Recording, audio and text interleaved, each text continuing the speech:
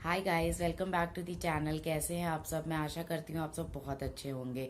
So guys, मैं हूँ शिवांगी और आप के लिए मैं आ गई हूँ आज फिर एक नई वीडियो को लेके। आज की वीडियो को हमारा टॉपिक है how to teach your child to identify letters. आए हैं तो प्लीज़ मेरे चैनल को सब्सक्राइब ज़रूर कर लीजिएगा ताकि आपको मेरी सारी लेटेस्ट अपडेट्स मिलती रहे, और मेरी वीडियोस और चैनल को आगे ज़्यादा से ज़्यादा शेयर करिए ताकि ये और लोगों के लिए भी काम आ सके।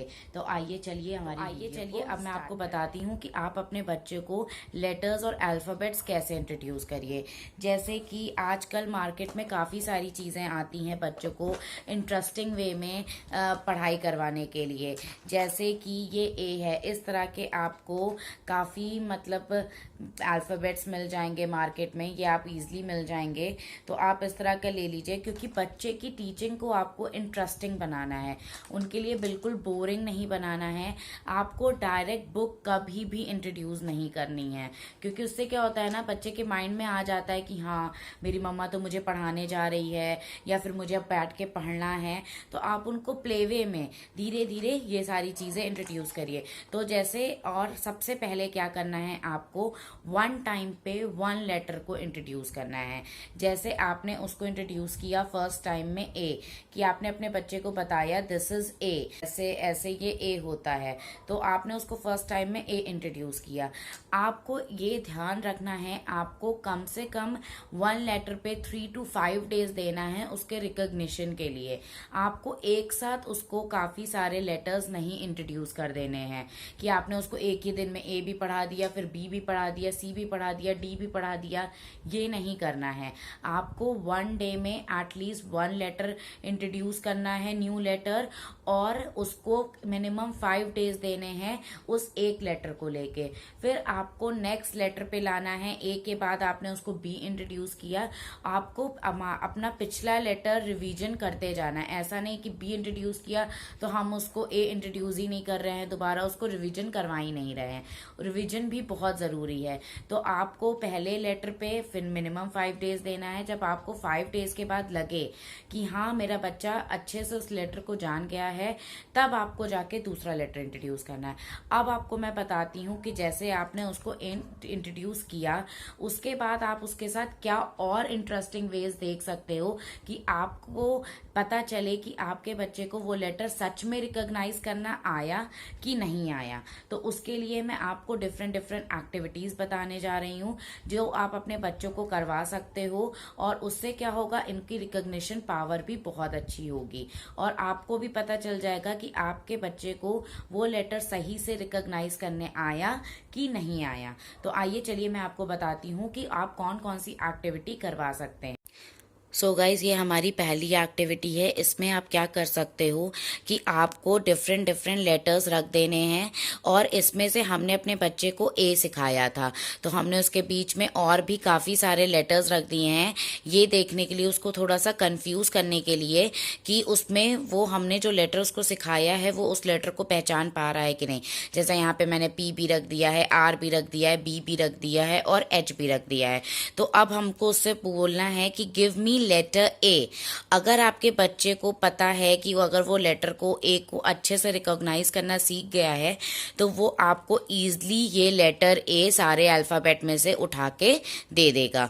तो ये हो गई हमारी पहली एक्टिविटी कि आपको इतने सारे लेटर्स के बीच में आपने जो लेटर सिखाया है उसको रख देना है और बोलना है कि गिव मी लेटर ए।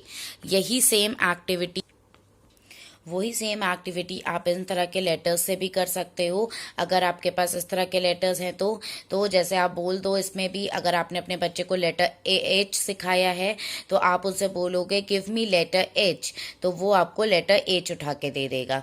तो इस तरह से ये एक्टिविटी हो जाती है। फिर आइए चलिए मैं आपको दिखाती हूँ मेरी नेक्स्ट एक्टिविटी। सो गाइज, अब हमारी आ गई है नेक्स्ट एक्टिविटी। यहाँ पे हम करेंगे मैच विथ सेम लेटर।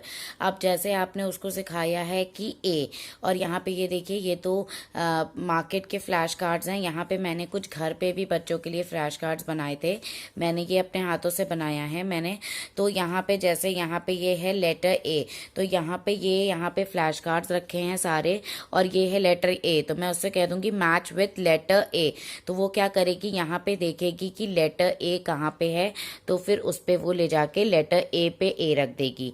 फिर है ये लेटर क्यू, तो यहाँ पे वो क्यू पे क्यू रख देगी। फिर है ये लेटर यू, तो यू कहाँ पे हमारा ये है, तो वो उस पे यू रख देगी। फिर है ये लेटर जेड, तो वो जेड पे जेड रख देगी। फिर है ये लेटर ई, तो वो ई पे ई रख देगी। तो इस तरह से इससे क्या होगा बच्चों का कि आई कोऑर्डिनेशन भी होगा, कि वो उनका फोकस भी होगा, हैंड आई कोऑर्डिनेशन भी वो सीखेंगे, और उनको मतलब समझ में भी आएगा कि किस लेटर के साथ कहाँ पे, और वो रिकग्निशन की पावर इनसे बहुत अच्छी होगी। तो ये हो गई मेरी नेक्स्ट एक्टिविटी। अब आ जाते हैं हमारी थर्ड एक्टिविटी पे, और ये है हमारी थर्ड एक्टिविटी। यहाँ पे आपको ऐसे लेटर्स को रख देना है, और उसके बाद बच्चे को उससे रिलेटेड ऑब्जेक्ट, आपने जैसे उसको ऑब्जेक्ट ऑलरेडी पढ़ा दिया है, तो आप उसको अब इससे कोरिलेट करने का भी सिखाइए धीरे धीरे, कि जैसे बी फॉर क्या होता है, B for ball, B for banana. तो वो क्या करेगा बच्चा, इससे क्या होगा, ऑब्जेक्ट और लेटर को रिलेट करना सीखेगा, कि कैसे हम ऑब्जेक्ट और लेटर को रिलेट करते हैं, कि हमारा बी फॉर बनाना होता है। फिर दिस इज हेलीकॉप्टर, तो हेलीकॉप्टर क्या होता है, H for helicopter, H for helicopter. This is grapes, तो जी फॉर ग्रेप्स। और E for elephant, this is E for elephant. और फिर यहाँ पे आ जाता है हमारा pine Apple, P for pine Apple. तो ये हो गई हमारी, ये हमारी नेक्स्ट एक्टिविटी होगी। इस एक्टिविटी से पर क्या फ़ायदा होगा कि आपका बच्चा लेटर्स और ऑब्जेक्ट को कोरिलेट करना सीखेगा, मतलब। और ये है हमारी लास्ट एक्टिविटी। इसमें हम क्या कर सकते हैं कि अपने बच्चे को, ये मैंने यहाँ पे कुछ दाल ली है, और यहाँ पे हम बच्चे के लिए लेटर्स, जैसे आपने उसको ए सिखाया है, तो यहाँ पे आप उसके लिए ए बनाइए। ये बन गया ए। तो आप उससे पूछिए विच लेटर इज़ दिस, या फिर विच लेटर इज़ दिस, तो वो बताएगा दिस इज़ ए। और आप उसका फिंगर पकड़ के, या फिर उसके सामने ऐसे करके, यहाँ पे ये मैंने रख दिया है लेटर जे, और आप उससे भी कह सकते हो कि अब तुम मुझे यहाँ पे जे लिख कर दिखाओ, तो वो यहाँ पे ऐसे आपको जे लिख कर दिखा देगा। तो आप इसको इस तरह से कर सकते हो। तो मेरा ये मोटिव है बच्चे को इंट्रोड्यूस करवाने का, कि बच्चे का इंटरेस्ट उसमें जागना चाहिए। और अगर आपके बच्चे को अभी ऐसे नहीं वो बना पा रहा है, तो आप उसकी फिंगर पकड़ के, आप हेल्प करके, आप उससे ड्रॉ करवाइए, बनवाइए, तो उसका इससे इंटरेस्ट बहुत जागेगा। तो इस तरह से आप कर सकते हो। सो गाइज़, ये है मेरी नेक्स्ट एक्टिविटी। इसमें देखिए आपके पास ये चॉक बोर्ड है, और यहाँ पे मेरे पास चॉक है। तो आप इससे बच्चों का क्या होगा, वो कॉपी वोपी से ज़्यादा, कॉपी वगैरह से ज़्यादा इस पे ज़्यादा इंटरेस्ट लेते हैं। तो यहाँ पे जैसे आपने उसको लिख दिया है कि ए लिख दिया है, और आप उससे पूछ रहे हो विच लेटर इज़ दिस, तो वो बता देगी ए। तो अगर आपने ऐसे बी बना दिया, फिर आपने उससे पूछा विच लेटर इज़ दिस, तो दिस इज़ बी। तो इसी तरह से, फिर इसी तरह से आप इसमें ये भी कर सकते हो, जैसे आपने लिख दिया यहाँ पे ए, और यहाँ पे बी, और यहाँ पे सी, और डी।